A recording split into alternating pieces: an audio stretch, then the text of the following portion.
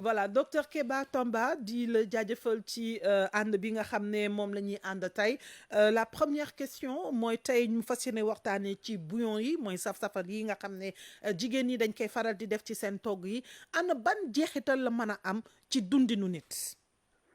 ci wér-gu-yaram sax laa war a waxu nit. maa ngi leen di sant di leen gërëm. di rafetlu invitation bi. yaakaar ni waxtaan bi xëy na dina amal njëriñ ñëpp ñi ñu déglu. waaw boo leen nee déjà produit bouillon déjà c'est des produits chimiques. lépp lu chimique déjà bu duggee ci yaram xam nga ni du place am exactement. Donc li ci ñu war a bàyyi xel man personnellement j'avais même décidé de ne pas parler de ce produit. de ces produits du moins parce qu'il y a mieux encore à faire. C'est surtout éduquer les populations par rapport aux bienfaits de l'alimentation, à l'impact de l'alimentation. Parce que je pense aujourd'hui ñëpp toll nañ foo xam ne effet nu mu tudd inconvénient wu bouillon yi ñëpp war nañ ko xam. Parce que boo seetloo tey lan lañ ciy rechercher. C'est peut-être juste améliorer le goût, bien le plaisir qu'on aura à retrouver bu ñuy lekk yenn ñam yi. Mais liñ ci war a xam mooy déjà ban type de ñi koy utiliser sax xamuñu ban type de produit la c'est-à-dire dañuy des rek si loo xam ne mooy message marketing boo xam ne ki jaay moom lay utiliser yow nga jël produit bi rek sur la base de li la nit ki wax nga dugal ko si loo xam ne mooy dugg sa biir yaram sans pour autant nga mun a mesurer impact négatif ci mën a jóge. dëgg la. Donc pour man tey loolu moom foog naa toll nañ foo xam ne ñëpp war nañ ci bàyyi xel xam ni c'est vraiment pas des produits qu'on doit retrouver dans l'organisme de l'humain. Donc loolu tax na ba li ci des rek mais la preuve même quand on arrive même à utiliser ces produits-là pour utiliser ko pour nu mu tudd castrer yenn animaux yi loolu rek war na doy ci misaal par rapport à l'effet de ces produits sur le système de humain.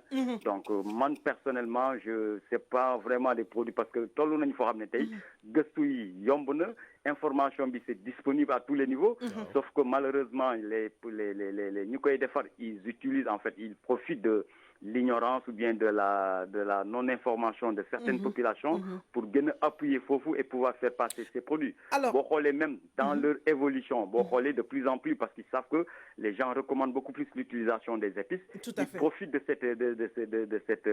cette communication pour faire croire aux gens que nga dëgg tel bouillon épice tel bouillon épice tel mais là, ça reste le produit standard est là. Justement docteur Tamba tey naka la ñu war a def ba sénégalaises yi parce que ñoom ñooy dugg ci waañ changer de comportement gën a utiliser épices yi ba pare bàyyi li nga xam ne moo di bouillon yi. waaw mooy li may wax éducation la c'est de l'éducation parce qu'il faut que les gens aient l'information mais li may wax toujours le gros problème que nous avons on n'a pas été formé ou bien on n'a pas reçu une éducation nutritionnelle pour ñu xam exactement qu'est-ce qu'on doit aller à chercher dans une alimentation, quels sont les aliments qu'on doit aller chercher. Parce que ces bouillons, ces cubes qu'on utilise, c'est juste pour améliorer le goût. Alors que le goût, on peut l'avoir ailleurs, avec des choses beaucoup plus naturelles. Épices yang ici, ail bang ici, oignon bang ici, persil bang ici, et curcuma yang ici. Yep, tout est disponible actuellement.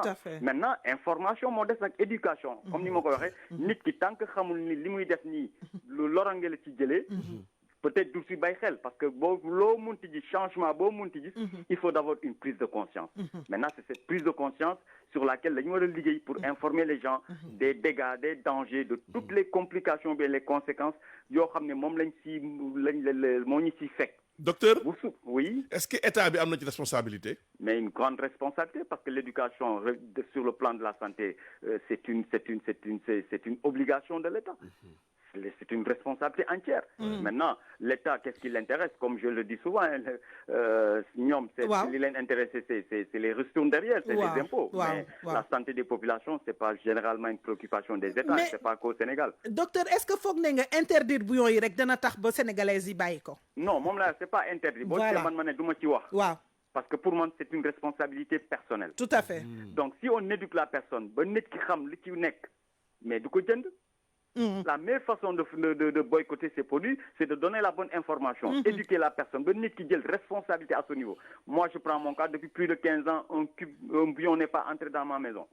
yow si tu fais de même keneen def mais on arrivera à un moment ñoom seen vente bu demul ils se rendront compte que un produit ne marche plus Dëgg la. mais tant que le produit va marcher tant qu'il y aura des populations qui vont aller vers ce produit là mais loolu moom day jafe Dëgg la. l'interdiction ne règle pas le problème c'est comme la Effectivement. cigarette aujourd'hui c'est Effectivement. comme la drogue aujourd'hui le plus important c'est l'éducation et à partir de l'éducation une prise de conscience individuelle Effectivement. bu nit ki amee cette prise de conscience c'est le point de départ de tout changement Tout à fait. li ci tegu mooy action bi mooy lan du ko jëndaat bu ko jëndul c'est fini dëgg la. dans l'alimentation dans la nutrition le premier point c'est l'information c'est L'information. l'éducation Tout à fait. si les gens ont la bonne information tout devient facile En tout cas docteur Keba Tamba ñu ngi lay gërëm xam naa ne duñ la wàcc parce que dinañ la woowaat pour amaat yeneen précision ci bien-être ci yeneen question ñu ngi lay jaajëfal bu baax ci li nga xam ne nangu nga ànd ak ñun ci émission plus près de vous.